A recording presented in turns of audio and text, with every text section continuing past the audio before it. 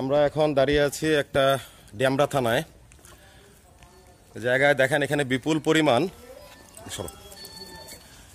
পরিমাণ আটা ময়দা স্টক করা হয়েছে। এটা কার গোডাউন?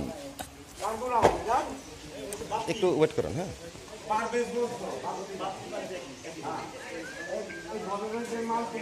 আটা নাকি সব?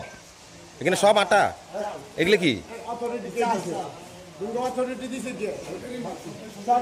সব সরকারি মাল না? ফোন দেন, মালের মালিককে ফোন দেন। সব ভিতরে হাজার হাজার বস্তা মাল এখানে। দেখেন এখানে সরকারি মালের মজুদ করেছে। এই যে সরকারি আটা দেখা যাচ্ছে এখানে।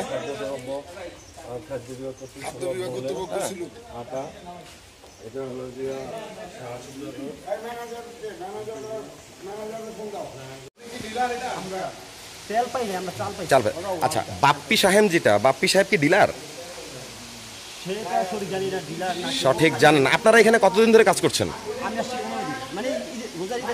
আচ্ছা, এই 15 দিন ধরে আপনি কি ধরনের কাজ দেখছেন? প্রতিদিন কটার সময় আসে, কটার সময় যায়? এখন লোড দিয়ে চলে। আচ্ছা, এই গাড়ির ড্রাইভার কে? আপনি আপনি কি এই গাড়ির লোক না আপনি এই জায়গার লোক? গাড়ির লোক কে আছেন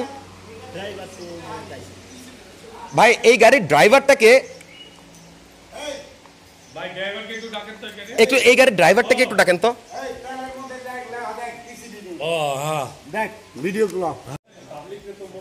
এই যে এখানে তা তেলো করে পাবলিককে না দিয়ে তারা সব এখানে স্টক করে বাজারে বেচছে।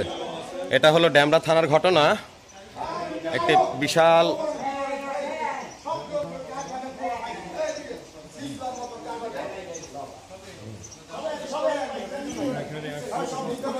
মাল সিজ হবে আপনাদের। আমরা জানাচ্ছি, আমরা প্রশাসন খবর দিচ্ছি। সরকারি বস্তাও পাওয়া গেছে এবং নুরানি এগ্রো বা ফুড অ্যান্ড কমপ্লেক্স, যার মালিক হলো আওয়ামী লীগের একজন দোসর। ঠিক আছে, তো সে বিষয়ে আমরা পরে আসি। এখানে টোটাল অবৈধ বলা হলে সব হলো প্রক্রিয়াজাত